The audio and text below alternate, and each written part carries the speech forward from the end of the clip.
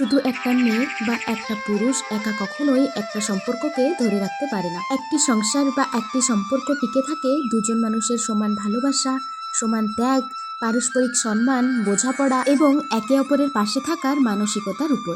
দুজন মানুষের সমান চেষ্টা এবং সহযোগিতায় একটি সংসার সুন্দর এবং সুখের হয়ে ওঠে। তো এতক্ষণে তো আপনারা বুঝেই গেছেন আজকে আমি কি রান্না করব।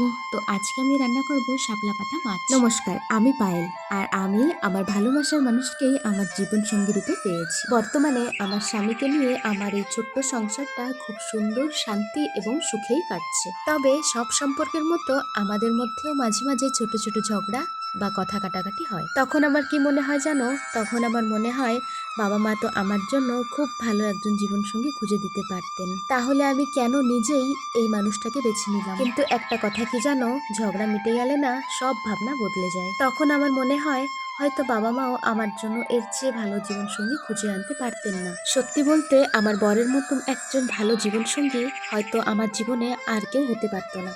আমার বরটা না ভীষণ ভালো, সে আমাকে অনেক ভালোবাসে, খুব যত্ন করে, খুব কেয়ার করে। আর তখনই বুঝতে পারি রাগের মুহূর্তের ভাবনা আর মনের গভীরতার সত্যটা এক। কিছুদিন আগে একটা ভিডিওতে দেখলাম কেউ একজন খুব সুন্দর একটা কথা বলেছেন, তোমার যার সাথেই বিয়ে হোক না কেন জীবনের কোনো না কোনো সময় তোমার মনে হবে যে হয়তো আমি ওর যোগ্য নই, অথবা হয়তো সে আমার জন্য ঠিক মানুষ নয়। ঠিক এই অনুভূতিটা প্রায় অনেক সম্পর্কতেই আসে, কিন্তু বাস্তবতা হলো জীবনে সবসময় শুধু সুখ আসবে এমন কোনো নিশ্চয়তা নেই। প্রত্যেকেরই জীবনে যেমন হাসি, আনন্দ আর ভালোবাসা আসে, তেমনি দুঃখ, অভিমান আর কঠিন সময়ও আসে। আসল বিষয়টা হলো সেই পরিস্থিতিগুলোর সঙ্গে তুমি কিভাবে মানিয়ে নেবে, কিভাবে একে অপরকে বুঝবে, সম্মান করবে এবং নিজের সংসারটাকে ভালোবাসা, ধৈর্য আর বোঝাপড়া দিয়ে সুন্দরভাবে গড়ে তুলবে। তো দেখো, আজকের আমাদের দুপুরের মেনুতে ছিল চিকেন কষা, সর্ষে রুই, মুসুরি ডাল এবং এতক্ষণ ধরে রান্না করা এই শাপলা পাতা মাছের সুন্দর একটা গ্রেভি।